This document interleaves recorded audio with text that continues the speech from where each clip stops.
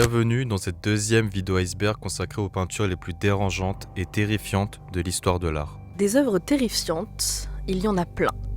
Et vous avez été nombreux à nous en suggérer d'autres, donc on s'est dit, pourquoi pas faire une partie 2 ? Et vous allez voir, on vous a déniché des petites pépites. Si vous ne connaissez pas le concept de l'iceberg, c'est très simple. On commence par la surface, ensuite les eaux claires, les eaux sombres et on finit par les abysses. On espère que cette vidéo va vous plaire et accrochez-vous bien car on va traiter de sujets très sombres et très sensibles.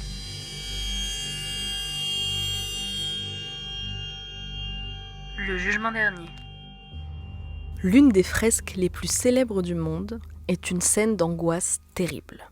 On ne présente plus la chapelle Sixtine, une des chapelles les plus célèbres du monde, si ce n'est la plus célèbre, mais avez-vous pris le temps de bien regarder la fresque du jugement dernier ?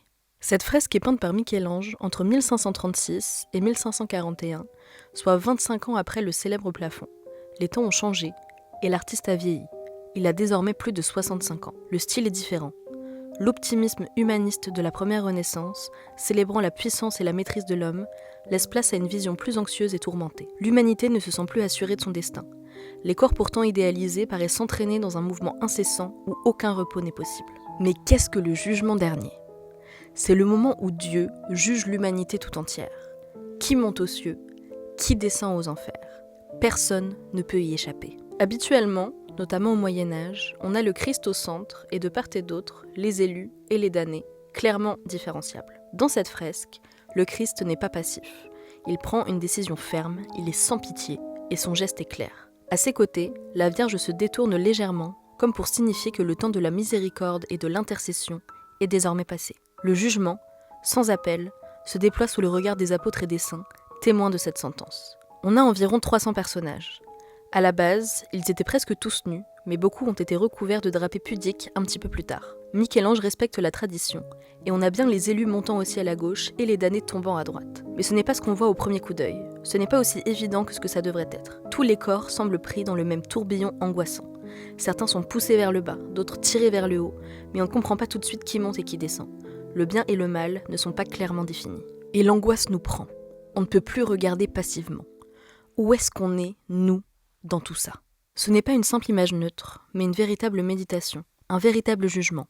Non pas celui de Dieu sur notre âme, mais plutôt celui que nous portons sur nous-mêmes. Et ça peut être vertigineux. L'effet produit sur le spectateur va bien au-delà de la simple contemplation d'un épisode biblique. Le jugement dernier actualise le verdict divin. Il ne se projette pas dans un avenir lointain, mais s'inscrit dans un présent qui inclut celui qu'il contemple. Michel-Ange ne montre pas seulement un Dieu qui juge, il montre un monde en crise, où la certitude de la place de l'homme dans l'univers est ébranlée. Juger devient alors un acte à la fois nécessaire et tragique.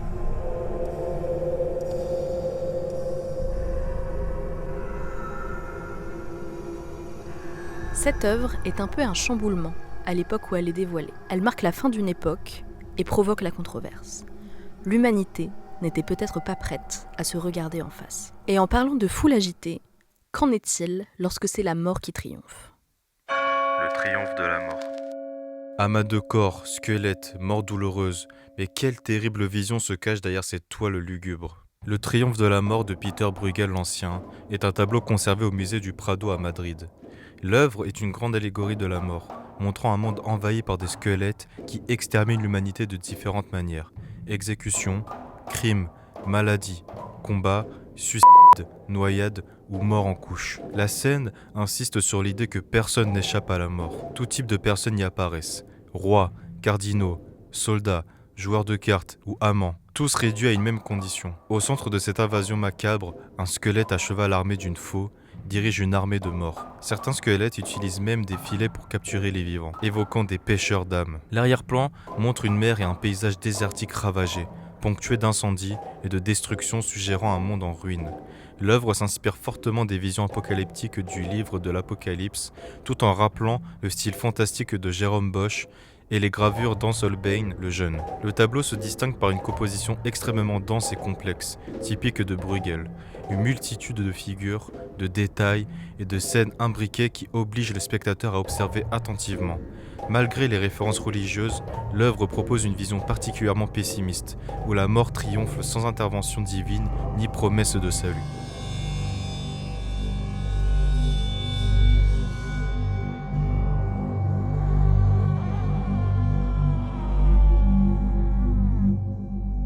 Certains historiens de l'art y voient donc une apocalypse séculaire, c'est-à-dire qui aurait eu lieu tous les 100 ans. C'est une représentation de la fin du monde sans jugement divin, qui invite le spectateur à réfléchir à son destin et à la mort qui l'attend. Le Cyclope. Imaginez que vous soyez fou amoureux de quelqu'un, mais qu'un cyclope jaloux écrase votre bien-aimé sous un rocher. Ça sonne un peu comme un mauvais rêve, non ?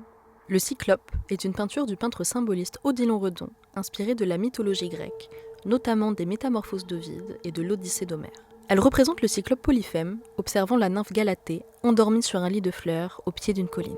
Dans le mythe, Polyphème est amoureux de Galatée, mais celle-ci aime Assis, qu'il tue par jalousie en l'écrasant sous un rocher. Selon certaines sources, Assis apparaîtrait discrètement en bas de la composition, même s'il est assez difficile de distinguer une silhouette, tandis que le Cyclope surgit derrière la colline et épie la jeune femme avec son immense œil, élément central de l'image. La composition est divisée en deux parties.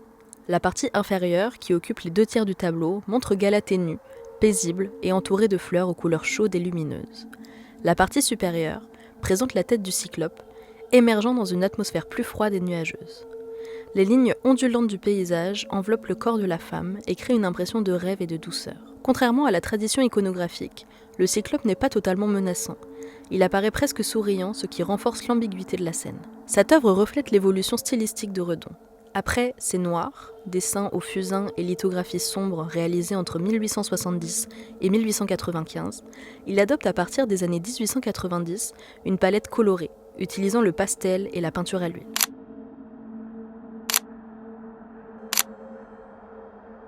Le tableau mêle ainsi une vision fantastique, couleurs éclatantes et atmosphère onirique, caractéristique du symbolisme, mouvement artistique explorant le rêve, l'inconscient et l'invisible. Redon, né à Bordeaux et élevé entre la ville et la campagne du Médoc, développe très tôt un imaginaire nourri par la nature, la littérature et la musique. Influencé par des artistes comme Jean-François Millet, Camille Corot ou Gustave Moreau, ainsi que par la poésie de Charles Baudelaire, il cherche à représenter l'invisible et le monde intérieur. Son art associe peinture, gravure, écriture et musique, et repose sur l'idée que l'œuvre doit stimuler l'imagination du spectateur plutôt que donner une interprétation unique. Dans Le Cyclope, Odilon Redon réunit ainsi mythologie, rêve et symbolisme. Il réinterprète le mythe antique et brouille volontairement les frontières entre réalité, rêve et imaginaire. Le Colosse. Aucune histoire d'amour tragique ne se cache cette fois derrière ce monstre, mais plutôt les horreurs de la guerre. Le tableau Le Colosse illustre une allégorie de la guerre d'indépendance espagnole contre Napoléon. Il représente un géant marchant derrière les montagnes, tandis que la foule fuit dans la vallée, créant une scène particulièrement dramatique. L'œuvre s'inspire très probablement du poème patriotique Profecia del Pirineo de Juan Bautista Ariaza, qui décrit un titan surgissant des Pyrénées pour protéger le peuple espagnol. Goya a d'ailleurs peint 2 tableaux devenus cultes, le 2 et le 3 mars.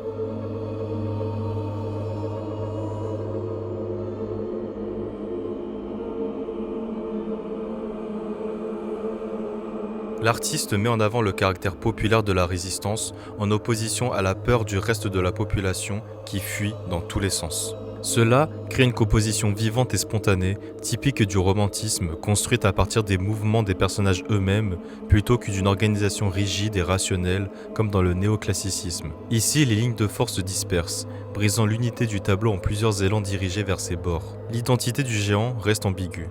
Il peut en effet symboliser la résistance, mais aussi la guerre et la terreur de Napoléon. L'œuvre traduit également les conflits intérieurs de l'artiste. Goya, partisan des idéaux des Lumières, avait d'abord vu en Napoléon un potentiel libérateur, mais celui-ci devint l'oppresseur. Quoi qu'il en soit, le tableau Le Colosse reste une œuvre majeure pour comprendre la dimension dramatique et romantique de l'art espagnol au cœur de la guerre. L'ambiguïté du géant reflète à la fois la violence extérieure de l'invasion et le chaos intérieur de la nation et de l'artiste. Le chien. Les œuvres de Boris Zaborov apparaissent voilées, presque brumeuses, comme si leurs souvenirs commençaient déjà à s'effacer au moment même où on les regarde. Ces toiles cherchent à retenir quelque chose du passé, ou plutôt ce qu'il en subsiste encore. Inspirées dans un premier temps d'albums de famille, elles montrent des figures qui se dérobent, visages estompés, corps griffés, comme si l'on tentait désespérément de préserver des traces fragiles. Les teintes restent sourdes, les regards fuyants, absents. Dans cette œuvre, ce n'est pas un proche qui apparaît, mais un chien, le sien. Recueilli très jeune, il ne le quittait jamais. leur lien était indéfectible. Puis, un départ précipité, l'idée de revenir plus tard, et ce dernier regard. Depuis la voiture, dans le rétroviseur, une silhouette qui fixe, qui semble déjà comprendre qu'il n'y aura pas de retour. C'est cette image qui demeure, la dernière. La peinture tente d'en fixer l'empreinte, déjà incertaine. Est-elle altérée par le temps ou brouillée par les larmes ? On devine derrière cette œuvre une culpabilité persistante. Celle d'un homme qui pense encore à cet être, resté là à l'attendre, peut-être indéfiniment.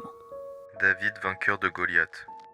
Un beau jeune homme à l'air innocent, légèrement éclairé par un rayon de lune, mais que fait cette immense tête décapitée dans sa petite main pâle ? David, jeune berger, affronte le géant philistin Goliath dans un combat singulier dans le but de sauver son peuple. Armé de seulement 6 pierres, il abat Goliath après avoir lancé 3 pierres à sa tête et une au ventre. La victoire de David libère son peuple et marque le début de sa trajectoire vers la royauté. David est représenté tenant la tête coupée de Goliath.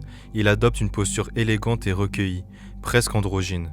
Il est coiffé d'un béret de feutre rouge à plumes et drapé d'un manteau bordé de fourrure. Une lumière lunaire, douce et diffuse, met en valeur sa silhouette, tandis que le fond sombre instaure un clair-obscur dramatique. David contemple la tête de son adversaire, marquant la fin du combat. L'action est accomplie, le drame devient méditatif. L'œuvre illustre ainsi l'ambiguïté du héros, oscillant entre douceur et violence, méditation et triomphe. Peinte vers 1605-1606, cette toile correspond à une phase caravagesque dans l'évolution stylistique de Guido Reni. Reni s'inspire de Caravage, usage du clair-obscur, réalisme de la tête coupée, recours à des modèles issus de la vie quotidienne. L'absence de paysage ou de décor concentre l'attention sur les figures et la matière. Cependant, une différence majeure subsiste avec Caravage. Reni privilégie l'idéalisme, l'harmonie et une beauté apollinienne plutôt que la brutalité et la violence. La pose et l'attitude de David s'inspirent des sculptures antiques et des gravures de la Renaissance, tandis que la tête de Goliath reprendrait les traits du visage d'un épicier, selon Carlo Cesare Malavazia, célèbre biographe du XVIIe siècle. Preuve d'un ancrage dans le réel, proche de l'esprit du Caravage qui prenait aussi le peuple pour modèle. Après son arrivée à Rome, Guido Reni assimile certains aspects de Caravage, notamment dans les scènes historiques et les contrastes de lumière, tout en conservant une élégance mélancolique et froide dans ses figures. On a ici l'une des premières représentations de David au repos, en grandeur naturelle, contemplant sa victoire plutôt qu'en pleine action. L'œuvre illustre parfaitement le mélange unique de réalisme caravagesque et d'idéalisation classique, apportant l'élégance et la méditation à un sujet pourtant violent. Ici, c'est la douceur et l'innocence de David contrastant avec la tête ensanglantée qu'il tient fermement qui donne un côté dérangeant à cette scène. Le fantôme d'une puce. Est-ce que vous avez peur des puces ? Peut-être pas, mais je pense que dans quelques instants, elles vous feront au moins frissonner. Le fantôme d'une puce est une petite peinture de William Blake, mesurant environ 21 par 16 cm. Elle est réalisée à la tempera rehaussée d'or sur un panneau de bois tropical. L'œuvre fait partie de la série Visionary Heads, Têtes visionnaires, commandée par l'astrologue et aquarelliste John Varley, ami de Blake. La peinture, dominée par des tons ocre et brun, représente une créature hybride, mi-homme, mi-puce, au visage écailleux et démoniaque, tenant une coupe destinée à recueillir du sang. La figure traverse un espace semblable à une scène de théâtre, encadrée de lourds rideaux, sur un fond étoilé. Le contraste entre la petite taille du tableau et la puissance physique de la créature renforce l'étrangeté de l'image. Selon le témoignage de John Varley, Blake aurait eu une vision directe de cette créature, qu'il décrivait comme arrivant avec une langue impatiente sortant de sa bouche, une coupe pour recueillir le sang et une peau écailleuse dorée et verte.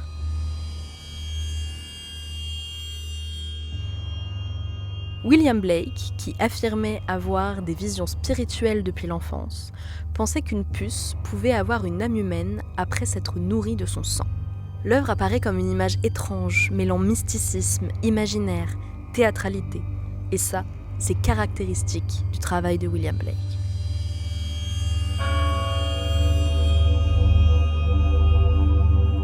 Femme à barbe. Ce tableau n'est pas tant dérangeant qu'effrayant, mais plutôt triste. Penchons-nous sur l'histoire de cette femme hors du commun. Le tableau représente Maddalena Ventura, une Italienne de 52 ans, allaitant un nourrisson, accompagnée de son mari Félix de Amici. Une longue inscription à droite sous un coquillage symbolisant l'hermaphrodisme, d'ailleurs qui est un terme qui n'est plus employé aujourd'hui, on parle maintenant de personnes intersexes. précise que sa barbe aurait commencé à pousser à l'âge de 37 ans, après la naissance de son troisième enfant, phénomène connu sous le nom de hypertrichose. L'inscription latine En magnum natura miraculum signifie un grand miracle de la nature, attestant que cette curiosité naturelle mérite d'être consignée par l'artiste. Ribera a peint le portrait d'après le modèle vivant, daté et signé du 16 février 1631 et se compare lui-même à Apelle, illustre peintre antique. Ribera adopte un style clair-obscur emprunté au célèbre peintre Caravage. Il joue donc intensément avec la lumière et l'ombre, apportant un côté presque dramatique à la scène. La femme, de face, présente un sein gonflé pour nourrir son enfant, tandis que le mari se tient derrière elle avec un regard résigné. Le contraste entre la barbe noire et le sein blanc accentue la frontalité et l'étrangeté de la scène. L'œuvre illustre la fascination du XVIIe siècle pour les curiosités de la nature, commandée par le vice-roi de Naples, le duc d'Alcala, collectionneur de phénomènes physiques exceptionnels. Le tableau s'inscrit dans la tradition des cabinets de curiosité où l'on observait et documentait les anomalies naturelles. Et c'est justement ça qui est dérangeant. Ribera semble vouloir donner de la dignité à cette femme, et c'est d'ailleurs un portrait qui est assez touchant. Dites-nous ce que vous en pensez en commentaire, mais c'est quelque chose de malsain. Cette femme est peinte non pas pour qui elle est vraiment, mais parce qu'elle est différente et considérée comme monstrueuse. On l'a dit, c'est une commande du vice-roi de Naples, pas le genre de personne à qui on refuse quelque chose à l'époque. Est-ce que cette femme avait envie de poser ? Est-ce qu'elle avait envie d'être exposée comme une bête de foire par un homme qui la considérait seulement comme un phénomène scientifique, et ce mari présenté comme un homme résigné et malheureux ? Tout cela reste assez réducteur. Évidemment, c'est à remettre dans le contexte d'une époque où ces questions ne se posaient même pas, mais ce qui est top avec la nôtre, c'est qu'on peut et on doit les poser. La mort et la jeune fille. Mort et sexe. Voilà comment on peut résumer grossièrement le travail d'Egon Schiele. Réalisé après le mariage de Schiele avec Edith Arms et sa mobilisation lors de la Première Guerre mondiale, le tableau reflète l'omniprésence de la mort et le lien avec l'érotisme, ce qu'on appelle Eros et Thanatos. Thème récurrent chez Schiele à cette période. À son dévoilement, l'œuvre suscita controverse en raison de sa morbidité et de ses sous-entendus érotiques. La toile représente deux figures enlacées, vues apparemment du dessus. Une femme rousse, qui pourrait être son ancienne amante Wally Neusil, et un homme personnifiant la mort, ressemblant à Schiele lui-même. La femme s'accroche à la mort comme à un amant, posant sa tête sur sa poitrine. Ses mains montrent une tension entre désir et séparation inévitable. Elle n'a pas peur de la mort. Les figures apparaissent rigides, immobiles, comme figées dans une étreinte éternelle. Les personnages reposent sur des draps blancs froissés, évoquant un linceul funéraire.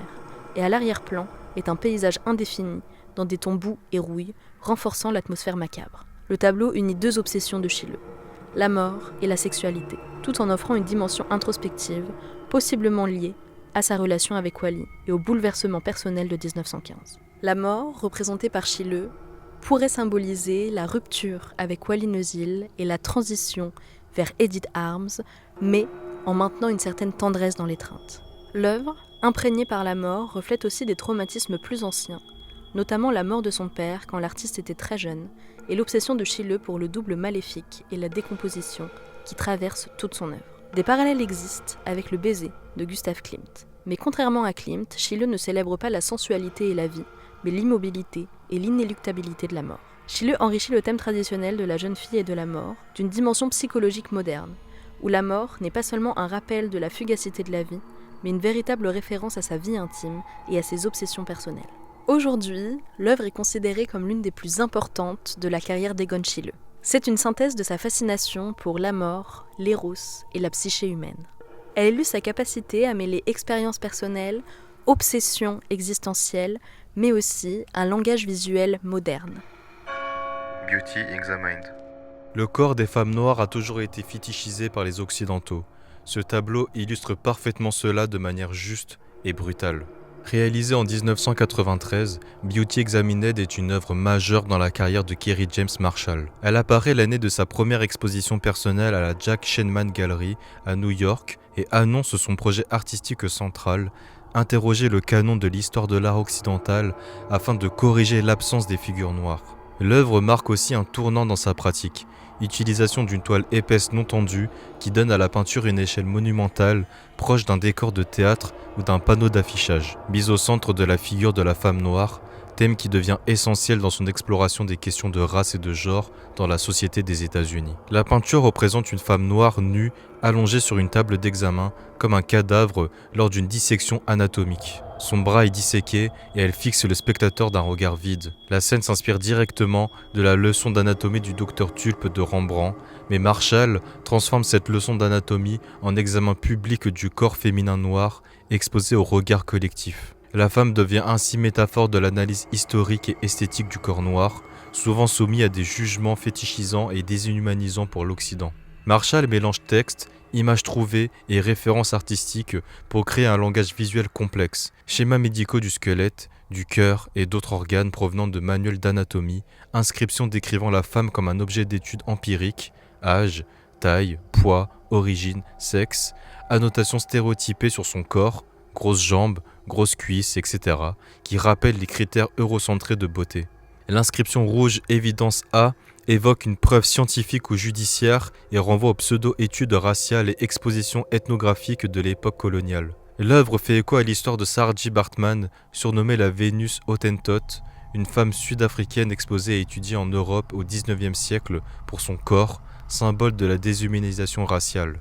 Marshall montre ainsi comment le regard scientifique, artistique et colonial a objectifié le corps de la femme noire. L'inscription Beauty is only skin deep, qui veut dire la beauté est superficielle, le long du bras disséqué souligne ironiquement cette critique. La peau est retirée pour révéler à la fois l'universalité des corps et la violence du jugement porté sur eux. Autour du corps se trouve un champ de roses. Inspiré notamment de la série Blossom de Chitumbly, certaines roses apparaissent fantomatiques sous une couche de peinture blanche. D'autres laissent couler des gouttes rouges évoquant le sang. Les couleurs douces du fond, rose, vert, gris et jaune pastel, contrastent fortement avec la brutalité de la scène, créant une tension entre beauté visuelle et violence symbolique. Cette œuvre est une peinture monumentale qui détourne la tradition des leçons d'anatomie pour exposer la manière dont le corps des femmes noires a été historiquement observé, jugé et objectifié. En mêlant références artistiques, scientifiques et historiques, Kerry James Marshall transforme cette scène en puissante critique du racisme, du sexisme et des normes de beauté occidentales. Saint-Sébastien. Un visage rempli de terreur à la vision des flèches qui vont bientôt venir se planter aux côtés de celles déjà profondément enfoncées dans sa chair. Voici le destin tragique de Saint-Sébastien, représenté ici par Mironov. Le tableau consacré à Saint-Sébastien par André Mironov s'inscrit dans une tradition iconographique ancienne, tout en portant la marque très personnelle de l'artiste. Autodidacte et actif comme portraitiste depuis 2005, Mironov développe une œuvre profondément marquée par son expérience de la guerre, la première guerre de Tchétchénie, et son précédent métier de policier. Cette trajectoire singulière donne à ses peintures une intensité particulière, où la foi chrétienne, qu'il considère comme le cœur de son travail, s'exprime de manière à la fois réaliste et troublante. Le sujet représenté, Saint-Sébastien, est l'un des martyrs les plus célèbres du christianisme. Originaire de Narbonne et officier de l'armée romaine sous l'empereur Dioclétien, il se convertit au christianisme avant d'être condamné à mourir sous les flèches de ses propres compagnons. Bien que cette scène soit la plus représentée, ce n'est pas là qu'il meurt. Il est soigné par Irène, et une fois remis sur pied, il va confronter Dioclétien, qui le fait assassiner sans attendre et fait jeter son corps dans les égouts pour que personne ne puisse le ressusciter. Une chrétienne, Lucine, retrouve sa dépouille, qui sera enterrée dans les catacombes, non loin du tombeau de Saint-Pierre. Une église sera construite à cet emplacement. Cette figure de Saint-Sébastien, dont le nom signifie « honoré » en grec, a suscité une fascination particulière, notamment durant la Renaissance, où elle est représentée comme un corps beau, jeune, et parfois comme un Apollon chrétien. Dans l'interprétation de Mironov, cette tradition semble revisitée avec une sensibilité contemporaine. L'artiste ne se contente pas de représenter un martyr glorieux, il met en avant la souffrance, la tension et l'étrangeté de la scène. Certains critiques ont d'ailleurs approché ces œuvres de celles des maîtres anciens, tant par leur atmosphère que par leur capacité à créer un sentiment d'inquiétante intensité. Le corps de Sébastien n'est pas seulement un symbole de beauté sacrifiée, mais aussi celui d'une épreuve physique et spirituelle presque tangible. Ainsi, le tableau dépasse la simple représentation d'un épisode religieux. Il devient une méditation sur la foi, la douleur, la résistance, nourrie évidemment par les représentations dans la tradition chrétienne, mais aussi par la vie personnelle de l'artiste. Enfant. Regardez l'innocence de ce petit visage endormi. On oublierait presque sa terrifiante mutation. Odd Olaf Nedrum, né en Suède de parents réfugiés résistants, est un peintre formé à la tradition classique. Son œuvre se caractérise par des figures inspirées de l'esthétique classique, souvent placées dans des paysages apocalyptiques. Certaines de ses peintures ont choqué par leurs thèmes violents ou à connotation sexuelle. Controversé, il revendique que son travail relève du kitsch, concept qu'il développe dans son livre On Kitsch en 2001, dans lequel il distingue l'art du kitsch. Cette œuvre représente un nourrisson profondément endormi, emmailloté dans un tissu clair et posé sur une surface neutre, dans un espace sombre et indéfini. La composition est extrêmement simple et horizontale. Le bébé occupe presque toute la largeur du tableau. Il est allongé sur le côté, la tête reposant sur un petit coussin rosé, et son corps est étroitement enveloppé dans un linge blanc qui rappelle les linges traditionnels. Mais quelque chose cloche. Le corps de l'enfant se termine en une forme étrange, rappelant un morceau de viande. Le linge blanc rappelle alors les tissus qui recouvrent la viande pour la protéger des mouches. Le bébé est-il prêt à être dégusté ? Le coussin aussi est étrange. Quand on le regarde de près, il ressemble presque à une langue. Le nourrisson apparaît totalement innocent, endormi de manière apaisée dans un espace vide et sombre, ce qui renforce l'impression de malaise, comme s'il ne se doutait pas un seul instant du danger imminent qui pèse sur lui. On peut aussi penser que c'est un enfant abandonné, difforme, et donc rejeté car considéré comme monstrueux. Quoi qu'il en soit, c'est l'innocence de cet enfant qui nous dépasse, victime d'une chose qu'il ne peut maîtriser. Scène du déluge. Il y a des regards qu'on n'oublie pas, et celui de cet homme en fait partie. L'œuvre représente 5 membres d'une même famille, luttant pour survivre à un déluge. Un homme sur un rocher s'accroche à un arbre mort sur le point de céder. Il tente de tirer sa femme vers lui, à laquelle s'agrippent 2 enfants. Sur son dos, il porte un vieil homme tenant une bourse. Ce qui rend ce tableau aussi puissant, c'est d'abord sa taille. Il est absolument gigantesque et fait plus de 4 mètres sur 3 mètres. Mais le plus glaçant est l'expression de l'homme. Son visage n'est plus qu'un masque grimaçant de douleur. Les muscles saillants sous l'effort, il tente de hisser jusqu'à lui sa femme, à laquelle s'agrippent leurs enfants terrifiés. Son action est mise en difficulté par le poids du vieillard, peut-être son père, qui, juché sur son dos, tient dans sa main ses économies. La tension est extrême, accentuée par le ciel sombre, zébré d'un éclair, et par la présence d'un cadavre flottant dans les eaux noires. La musculature et le visage de l'homme semblent s'inspirer du Jugement dernier, peint par Michel-Ange dans la chapelle Sixtine. Le jeune adolescent rappelle quant à lui le Laocoon, tandis que le groupe de l'homme portant sur son dos un vieillard évoque celui de l'une des fresques de Raphaël au Vatican. La toile illustre la fragilité humaine devant la violence de la nature. Mais elle peut aussi être vue comme l'opposition entre la piété filiale et l'amour conjugal. Élève de Jacques-Louis David, Girodet est un pionnier du romantisme, particulièrement visible dans les scènes dramatiques et sombres. La scène s'inscrit dans le sublime, concept philosophique popularisé par Edmund Burke, où la nature devient un protagoniste menaçant, impressionnant et apocalyptique à qui l'homme est soumis. L'arrière-plan est traité en contre-jour, accentuant l'aspect dramatique et catastrophique. Le tableau préfigure le romantisme, annonçant des œuvres comme Le radeau de la Méduse de Géricault pour sa dimension spectaculaire et sa dramatique humanité face à la nature. Girodet fait de la nature un personnage actif, ce qui change de sa représentation purement décorative qu'on avait jusque-là. L'œuvre explore la tension psychologique et physique, le drame familial et la fragilité humaine. Il s'éloigne de la stricte scène biblique pour créer une image intemporelle et universelle. L'artiste se serait d'ailleurs inspiré d'un fait divers en Suisse. On le sait car il écrit dans une lettre « C'est par erreur que dans le livret du salon, mon tableau a été annoncé sous le titre d'une scène du déluge. Je n'ai voulu donner l'idée ni de celui de Noé, ni de celui de Deucalion. J'ai pris le mot déluge dans le sens d'inondation subite et partielle produite par une convulsion de la nature, telle par exemple que le désastre arrivé dernièrement en Suisse en a pu fournir le tableau. » Stanchik. Nous sommes ici face au chef-d'œuvre de Jan Matejko, Stanchik, peint en 1862. Stanchik, c'est l'homme peint ici, un célèbre bouffon de la cour polonaise au XVIe siècle. Mais seul son costume indique sa fonction. Rien dans cette œuvre ne prête à sourire. Il est seul, triste, pensif, dans une pièce à peine éclairée par les lumières du bal qui se déroule dans une pièce à l'arrière-plan à la cour de la reine Bona. Ce contraste constitue tout l'enjeu du tableau et fait la force de sa composition. Mais pourquoi cette tristesse ? Pourquoi ne prend-il pas part à la fête ? Regardez mieux. Sur le meuble couvert d'une riche et lourde étoffe repose une lettre. Cette lettre, elle annonce que la Pologne vient de perdre la ville de Smolensk aux mains de la Moscovie. Cet événement historique terrible pour le pays a eu lieu en 1514. Derrière lui, la cour continue de danser. Il est le seul à connaître la nouvelle et à connaître la gravité de la situation qui le plonge dans un profond désespoir. Il est la seule figure lucide et ça rend la scène particulièrement tragique. Cette œuvre a été peinte plus de 300 ans après cet événement et elle est en réalité bien plus que la représentation d'une scène historique. C'est une véritable allégorie politique. Le bouffon représente la conscience critique de la nation, capable de voir les dangers qui menacent le pays, alors que les élites restent insouciantes, voire pire, indifférentes, parfois même complices. 2 siècles après sa création, elle est toujours d'actualité.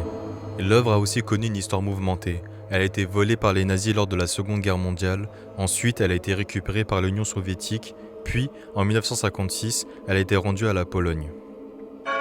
Lazarillo de Tormes. On a longtemps pensé que cette scène représentait la guérison d'un enfant malade.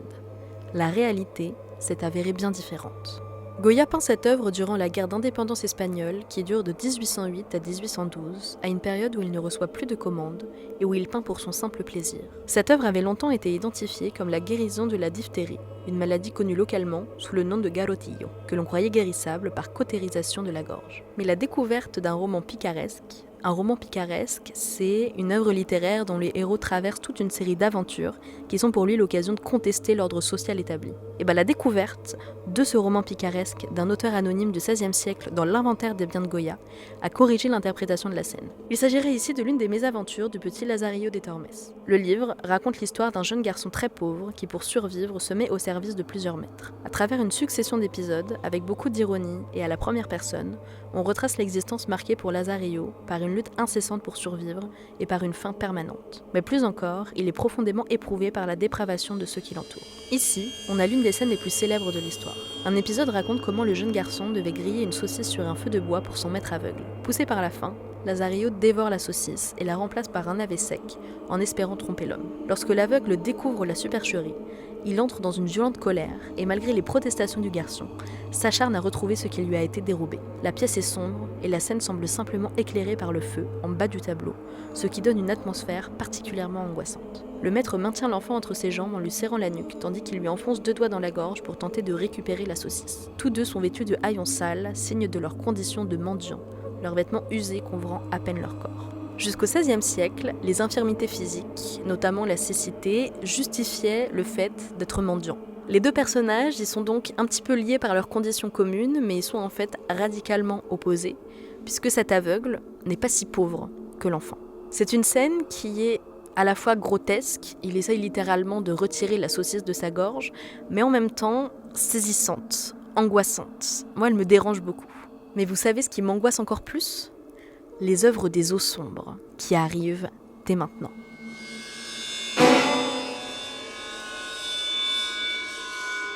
L'homme angoissé. Une bouche ouverte dans un cri silencieux, un visage déformé par la douleur, cette œuvre est devenue célèbre sur internet pour l'histoire mystérieuse qui l'entoure.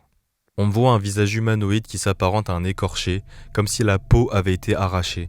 Les yeux asymétriques et creusés donnent une impression de souffrance ou de panique. La bouche grande ouverte évoque un cri ou une respiration haletante. Le corps est étiré, fragile, presque dissous et semble fondre comme dissous dans de la lave. Ce tableau s'inscrit bien sûr dans la lignée du célèbre cri de Munch, représentation de l'angoisse par excellence. Le contraste des couleurs est saisissant entre la chair orangée et le bleu froid du fond, qui s'éclaircit autour de la tête, comme si l'homme devenait une torche humaine illuminant l'obscurité de la nuit. Cette opposition renforce l'impression de tension et d'angoisse. La peinture est brute et expressive, coups de pinceau visibles, proportions volontairement déformées, absence de décor précis. L'œuvre est surtout connue pour sa légende créée sur internet, lui donnant la réputation d'objet hanté. Selon l'histoire, le tableau aurait été peint par un peintre anonyme qui aurait mélangé son sang avec de la peinture, puis se serait suicidé après avoir terminé ce tableau. Le propriétaire actuel de l'œuvre aurait affirmé qu'il entend parfois des cris et des pleurs venant de la pièce où est accroché le tableau. Des ombres ou des silhouettes apparaîtraient la nuit.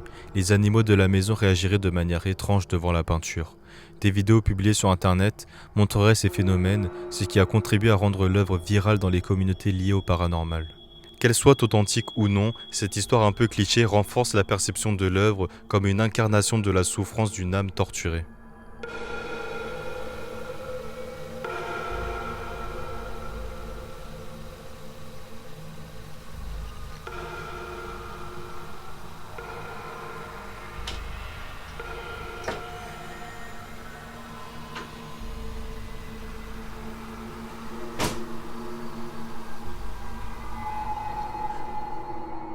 Ronde des Farfadets. Mais quelles sont ces étranges créatures qui semblent jeter un sort terrible sur le monde ?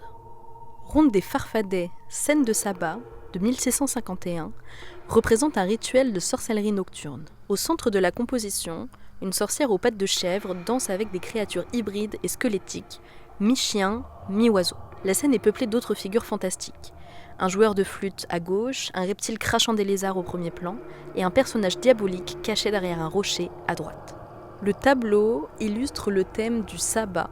Le sabbat, c'est un mot qui est utilisé péjorativement à partir du Moyen-Âge pour désigner une assemblée de sorcières ou de sorciers qui invoquent le diable, et souvent c'est associé à des rituels, à des danses assez monstrueux. Le mot sorcière, apparu au XIIe siècle, du latin soritiarius, jeteur de sorts, prend au XIVe siècle une connotation négative, désignant une femme supposée avoir conclu un pacte avec le diable. Cette croyance s'inscrit dans un contexte de fortes tensions religieuses en Europe entre le XVe et le XVIIe siècle, période durant laquelle des dizaines de milliers de personnes furent accusées de sorcellerie et exécutées. Bien que David Ricard III soit surtout connu pour ses scènes de guerre, il s'approprie ici ce thème macabre, très présent dans l'art de l'époque. La peinture plonge le spectateur dans une vision cauchemardesque et fantastique, peuplée de monstres, parfois presque humains, illustrant les peurs, les fantasmes et l'imaginaire démoniaque qui entourait la figure de la sorcière dans l'Europe moderne. Judith et Holoferne. L'un des plus grands chefs-d'œuvre de l'histoire de l'art est une scène de décapitation hardcore. Le tableau représente un épisode de l'Ancien Testament. La veuve Judith séduit le général assyrien Holoferne afin de l'assassiner pendant son sommeil et sauver son peuple assiégé à Béthulie. Elle est accompagnée de sa vieille servante qui tient un sac destiné à recevoir la tête coupée. Caravage choisit de représenter l'instant précis de l'action. Alors que Judith n'a pas encore terminé de trancher la tête, le sang jaillit sur les draps tandis qu'Holoferne hurle de douleur et tente de se redresser. La scène est construite autour de la tête d'Holoferne, véritable centre dramatique du tableau. Judith tient fermement l'épée, mais son visage exprime une tension mêlée de dégoût. La servante, elle, observe avec un mélange de fascination, de stupeur et de répulsion, prête à emporter la tête comme une marchandise. Une radiographie a révélé que Judith avait initialement été peinte seins nus, avant que Caravage ne les recouvre d'un voile. Le visage de la vieille servante pourrait s'inspirer d'études de tête grotesques de Léonard de Vinci, conservées à la Pinacothèque ambrosienne de Milan. Le clair-obscur joue un rôle essentiel, une lumière venant d'en haut à gauche éclaire Judith et le corps d'Holoferne, donnant à la scène une dimension religieuse. Judith apparaît guidée par la lumière divine, symbole de sa foi et de la justice de son acte. Par son réalisme brutal, sa violence et son instantanéité, l'œuvre rompt avec l'élégance artificielle du maniérisme. Les personnages fortement éclairés et placés au premier plan semblent surgir dans l'espace du spectateur.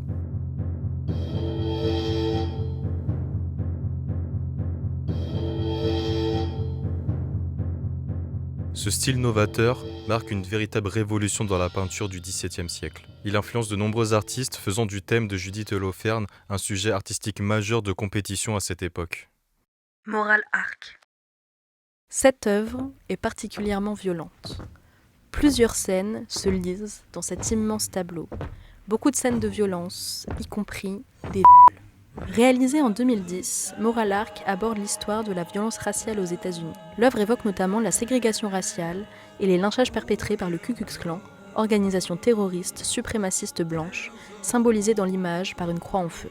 L'œuvre fait également référence à Barack Obama, représenté prononçant son discours « A More Perfect Union » tenu en 2008, peu avant son élection à la présidence des États-Unis. La figure d'Obama symbolise un moment d'espoir et de progrès dans l'histoire afro-américaine, tout en rappelant que les blessures du racisme et de la ségrégation restent profondément présentes.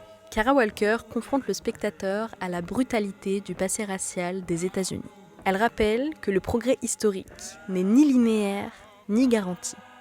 Et elle dit d'ailleurs « L'arc moral de l'histoire s'infléchit idéalement vers la justice, mais il ne tarde pas à se retourner vers la barbarie, le sadisme et le chaos effréné. » Pour l'artiste, affronter visuellement cette violence historique est nécessaire pour comprendre et surmonter ce passé traumatique. Moral Arc met en parallèle la violence raciale du passé, lynchage du Ku Klux Klan, et les espoirs contemporains incarnés par Barack Obama, afin de montrer que l'histoire afro-américaine reste marquée par des blessures profondes.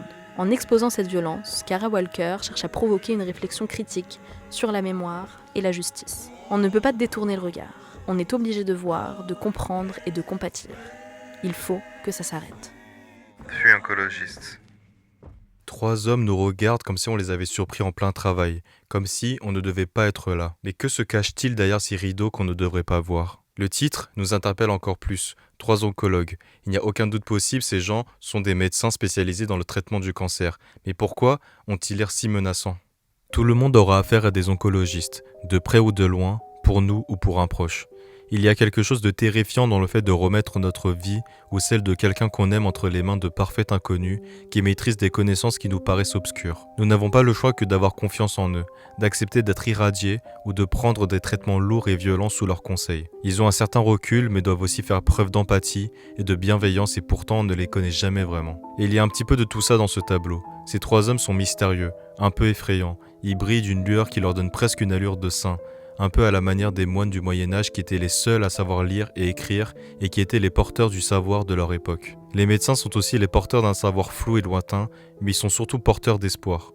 L'espoir de soigner, l'espoir de guérir. Un espoir et une confiance qui peut être effrayante à porter car s'ils échouent, c'est le monde d'un tas de personnes qui s'effondrent. Ils ressemblent aussi à des fantômes. Et est-ce qu'ils ne seraient pas ce qui s'en rapproche le plus ? Ils sont en vie mais côtoient la mort de près, tentent de la défier en soignant la maladie, essayant à tout prix de berner la faucheuse. Et ce rideau, il fait penser à un rideau de théâtre. C'est une véritable chorégraphie qui s'opère dans la salle d'opération. Une pièce répétée, encore et encore, mais où la moindre erreur peut être fatale. Dans ce tableau, les rideaux nous dissimulent quelque chose qui nous dépasse. Notre peur de l'inconnu, de l'oubli, ou encore l'évocation par des mains ensanglantées du sacrifice. Ces 3 médecins ne sont pas le fruit de l'imagination de Ken Curie. Ils représentent ici de vraies personnes. Sir Alfred Custeri, chef du département de chirurgie et professeur de chirurgie, Sir David Lane, professeur d'oncologie moléculaire, et professeur R.G. Steele, chirurgien. Et l'artiste aurait réalisé des masques mortuaires de ces 3 hommes pour la conception de cette toile. Cette œuvre est une commande de la Scottish National Portrait Gallery en 2013, mais c'est un thème tout à fait cohérent dans le parcours de l'artiste. Ken Curie est originaire de North Shields, au sein d'une famille écossaise. Après des études en sciences sociales en Écosse, il se tourne vers la peinture et intègre la Glasgow School of Arts, où il étudie de 1978 à 1983. Il en sort diplômé aux côtés du groupe des New Glasgow Boys. Il se fait rapidement remarquer pour ses représentations fortes et marquantes de la vie ouvrière. Artiste engagé, il s'attache dans ses débuts à révéler la détresse des communautés touchées par le déclin industriel et urbain. En 1987, il réalise une série de grandes toiles historiques pour le People's Palace de Glasgow en hommage au massacre des tisserands de Calton. Plus récemment, son travail s'est orienté vers les violences et les dérives du monde contemporain, sans en atténuer la brutalité ni la dimension grotesque. Il est notamment reconnu pour ses représentations troublantes de la figure humaine. Ses peintures explorent en particulier la manière dont le corps est marqué par la maladie, le vieillissement et les blessures physiques.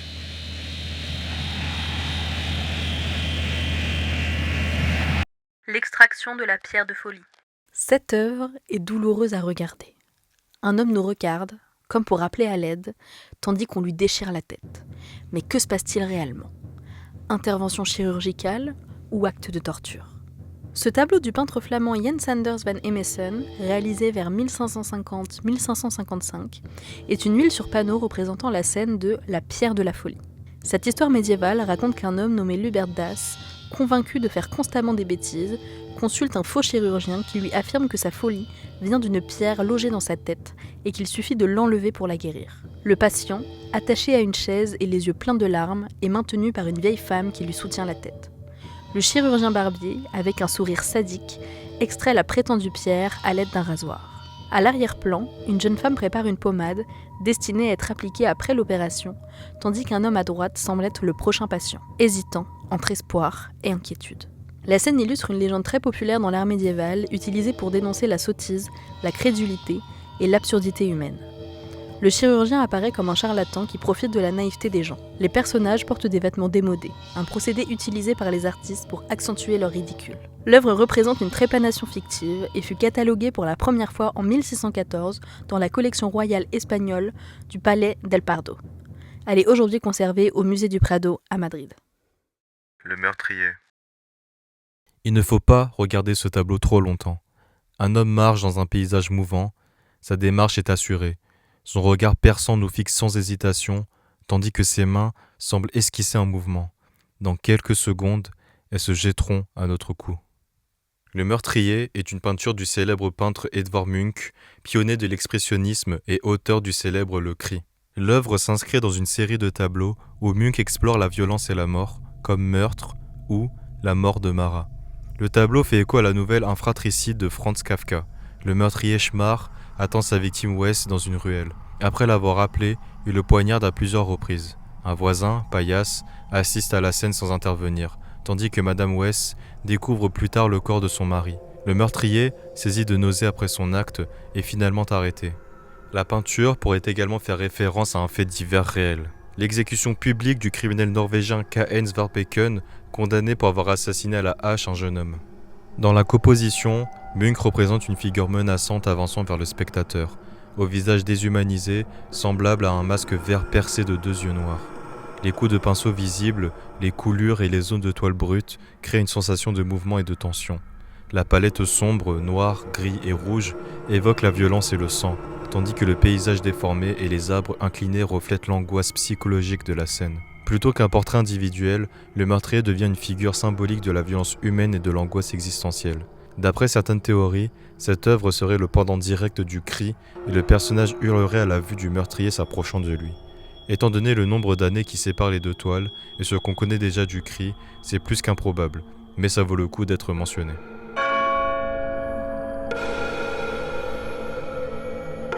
Grande chaise électrique. Une chaise électrique vide qui semble recouverte d'une grande traînée de sang. Un vide assourdissant qui suggère une mort imminente ou tout juste donnée. Grande chaise électrique, Big Electric Chair, réalisée en 1967 par Andy Warhol, appartient à la série Death and Disasters, Mort et désastres, dans laquelle l'artiste explore des images liées à la mort et aux catastrophes. L'œuvre représente une chaise électrique vide dans une chambre d'exécution. Image basée sur une photographie de la salle d'exécution de la prison de Sing Sing à New York. La chaise devient ainsi une métaphore de la mort, d'autant plus frappante par l'absence du condamné. Warhol introduit ce motif dès 1963 dans un contexte de forte controverse sur la peine de mort aux États-Unis, notamment après les dernières exécutions à Sing Sing la même année et après l'exécution très médiatisée de Caryl Chessman en 1960, qui avait suscité un important mouvement de protestation. Cette période est également marquée par la violence politique, notamment les assassinats de John F. Kennedy et de Lee Harvey Oswald.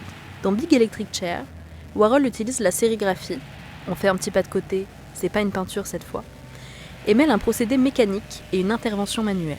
L'image est volontairement mal cadrée, floue et de mauvaise définition, avec des couleurs contrastées et violentes, créant un décalage choquant entre l'esthétique pop et le sujet tragique.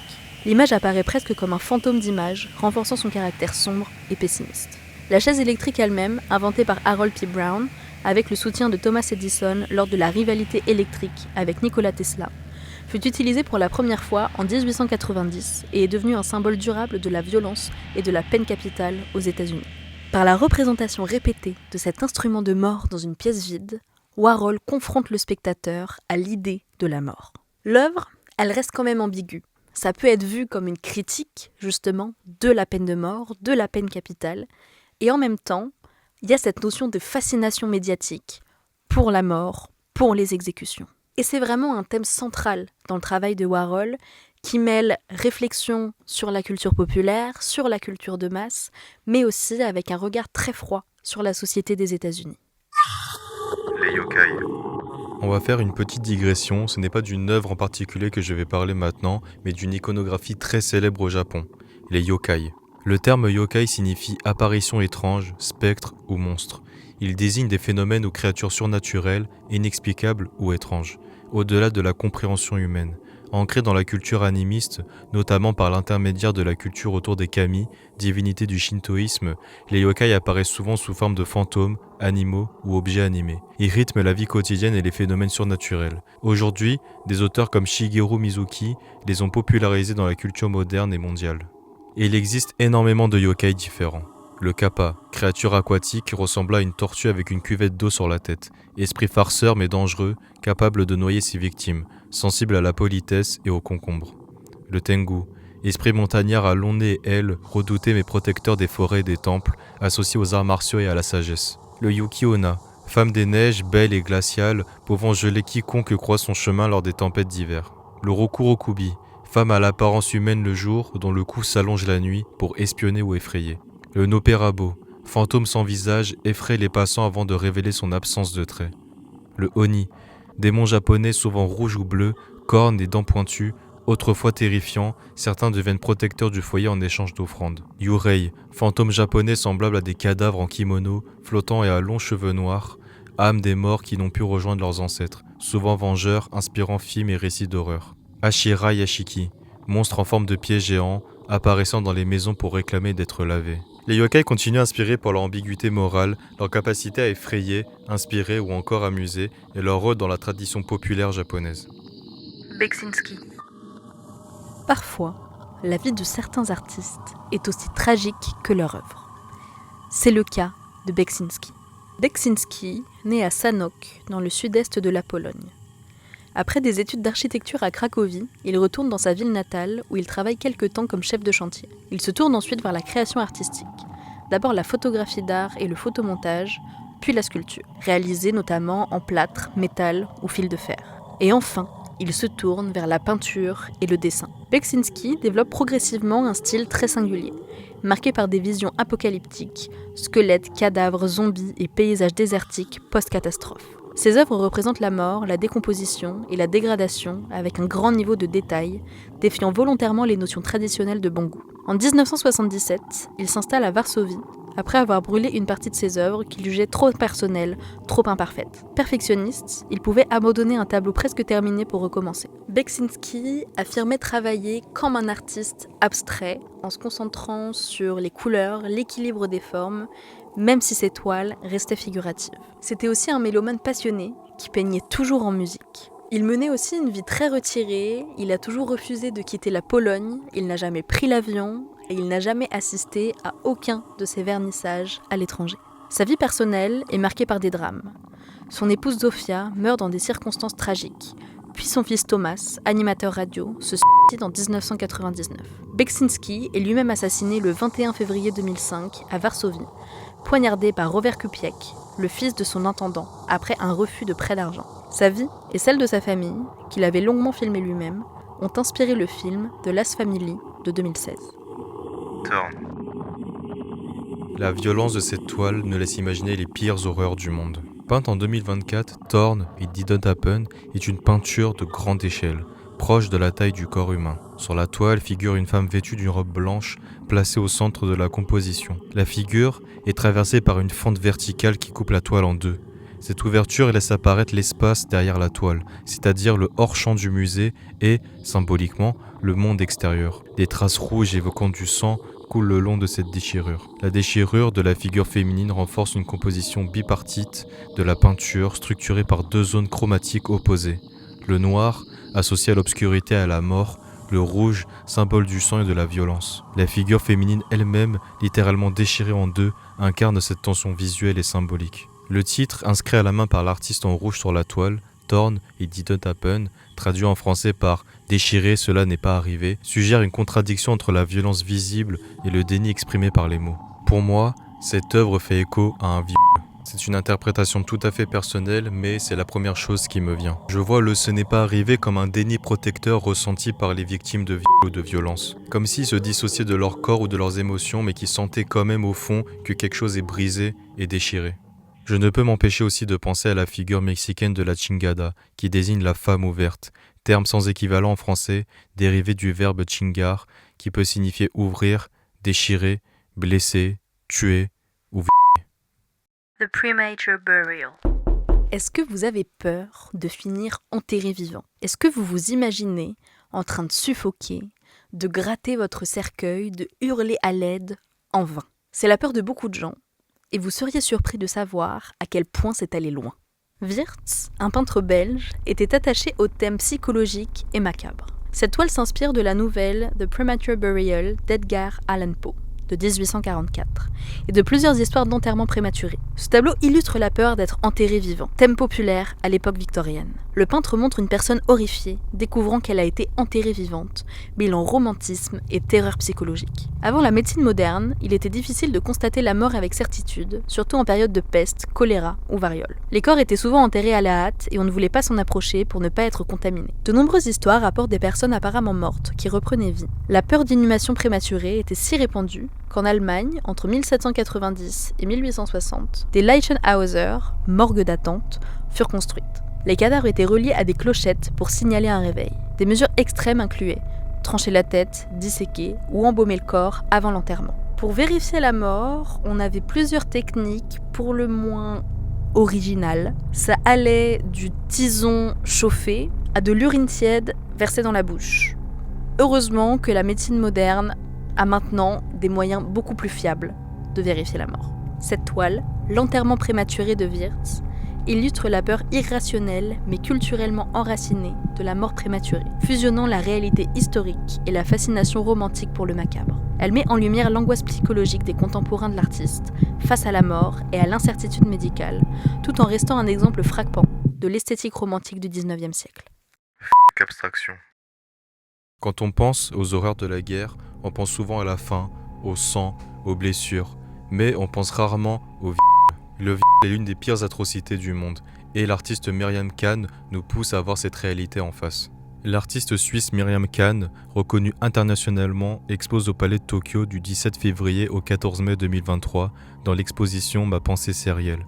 Son travail aborde des thèmes récurrents comme la violence, la sexualité et la mort, souvent liés à des contextes politiques et guerriers. Les œuvres alternent entre toiles monochromes sombres et peintures aux couleurs vives, représentant notamment nuages nucléaires, paysages dévastés et corps humains fragilisés ou déshumanisés, réduits au rang de déchets. L'artiste affirme que la rage face à ces violences est le moteur de son art, utilisé comme moyen de dénonciation. L'exposition traite notamment de la guerre entre l'Ukraine et la Russie, évoquant l'expulsion, la fuite et la migration. Myriam Khan travaille selon une méthode stricte, 2 heures de travail par jour, durant lesquelles elle réalise une œuvre grande ou petite. L'une des œuvres exposées, Abstraction, représente un soldat violant une silhouette frêle attachée dans le dos. Les proportions ont conduit certains observateurs à penser que la victime pourrait être un enfant, ce que l'artiste conteste en affirmant qu'il s'agit d'un adulte. Cette image déclenche une controverse importante. 6 associations de protection de l'enfance poursuivent le musée en justice pour demander le retrait du tableau. L'affaire est jugée par le tribunal administratif de Paris qui autorise finalement le maintien de l'œuvre, estimant qu'elle ne porte pas une atteinte grave ou illégale à la dignité humaine ou à l'intérêt supérieur de l'enfant. Malgré cette décision, la polémique s'intensifie. L'œuvre est vandalisée une semaine avant la fin de l'exposition. Au début de l'exposition, les œuvres étaient accrochées sans cartel ni indication, ce qui laissait les visiteurs sans contexte explicatif face à des images violentes. Après la plainte et le procès, un cartel explicatif est ajouté à Abstraction, indiquant que l'œuvre dénonce les viols commis dans la guerre en Ukraine. La médiation humaine est renforcée, avec la présence constante de médiateurs ou des panneaux d'avertissement. Mais est-ce que c'est réellement suffisant ? Cette situation soulève une question importante. Comment distinguer la représentation de la violence avec la dénonciation lorsque rien n'est expliqué ? L'artiste cherche à confronter directement le spectateur à la violence, à l'inverse de la consommation rapide d'images violentes dans les médias. L'exposition vise à obliger à regarder et à réfléchir à ces violences comme un sujet politique. Selon l'artiste, les cartels peuvent détourner le regard de l'émotion immédiate, car les visiteurs ont tendance à se réfugier dans la lecture plutôt que dans la confrontation directe avec l'image. Elle s'intéresse ainsi aux échanges entre l'image et le spectateur, même si cette approche soulève des difficultés de compréhension pour un public peu familiarisé avec l'art contemporain et qui peut se retrouver traumatisé devant cette image. Abstraction est une œuvre controversée qui illustre la volonté de Myriam Khan de dénoncer la violence sexuelle en temps de guerre. Présentée dans une exposition consacrée aux conflits contemporains, elle a suscité un débat juridique, éthique et muséal sur la représentation de la violence, le rôle de la médiation et la responsabilité des institutions face au public. Hermann Nietzsche. Cet artiste utilise du sang et des viscères dans ses œuvres. Hermann Nietzsche fonde au milieu des années 1950 un mouvement d'art à Vienne et développe le concept de peinture gestuelle. Il privilégie l'application impulsive de la peinture par coulure, éclaboussure et étalement, sollicitant ainsi ses 5 sens. Ce changement dans sa pratique artistique visait à pousser le spectateur à regarder de plus près ce que la société considère comme normal, en mettant en lumière des aspects habituellement cachés ou dérangeants. La violence, la spontanéité et le chaos deviennent alors des éléments positifs, intégrés avec intensité dans des performances marquées par des sons agressifs, l'usage de chair animale et des mouvements désordonnés impliquant plusieurs participants. De manière surprenante, des pêches, des tomates, des morceaux de sucre et des fleurs apparaissent aussi, douceur inattendue dans ce massacre. En 1962, avec Otto Muel et Adolf Rohner, il présente à Vienne une performance en 3 parties, intitulée « L'organe de sang ». accompagné d'un manifeste commun. Au début des années 1960, Hermann Nietzsche développe les idées principales de son théâtre des orgies et des mystères. Les performances de ce théâtre, qu'il appelle Aktionen, sont à la fois rituelles et existentielles. Elles mettent en scène des massacres, des sacrifices religieux, des crucifixions, ainsi que du sang et de la chair. Elles sont aussi accompagnées de musique, de danse et d'une participation active du public.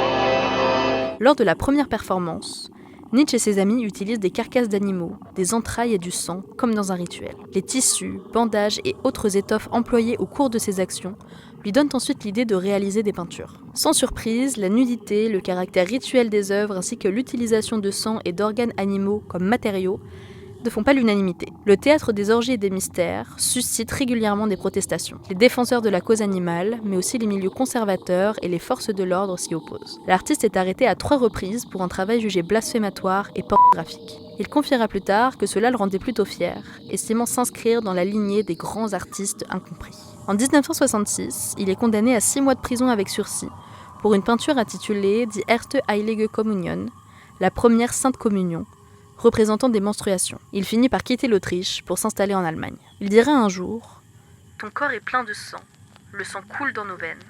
En pâture ou en art, on montre des fleurs, des paysages, des couchers de soleil, des levées de soleil. Je veux que mon œuvre montre aussi les organes internes.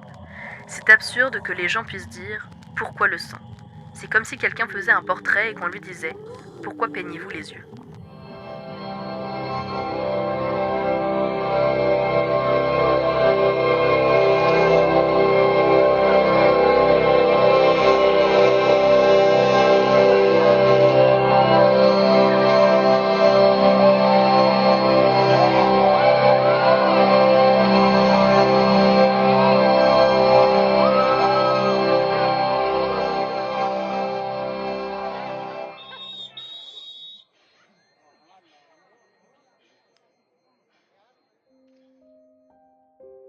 Nous voici arrivés à la fin de notre 2e iceberg sur les peintures les plus terrifiantes et dérangeantes de l'histoire de l'art. Encore une fois, on a traité de beaucoup de sujets assez graves, assez délicats. On espère que ça vous a plu et n'hésitez pas à mettre en commentaire d'autres œuvres que vous auriez aimé voir. Et pour ceux qui ne l'ont pas vu, n'hésitez pas à aller regarder notre première vidéo iceberg sur ce thème. On espère que cette vidéo vous a plu, n'hésitez pas à vous abonner, à activer la cloche, à liker. Cette vidéo nous a demandé beaucoup de travail, mais on a pris énormément de plaisir. Donc n'hésitez pas à commenter aussi si vous voulez une 3e partie, ce serait avec plaisir.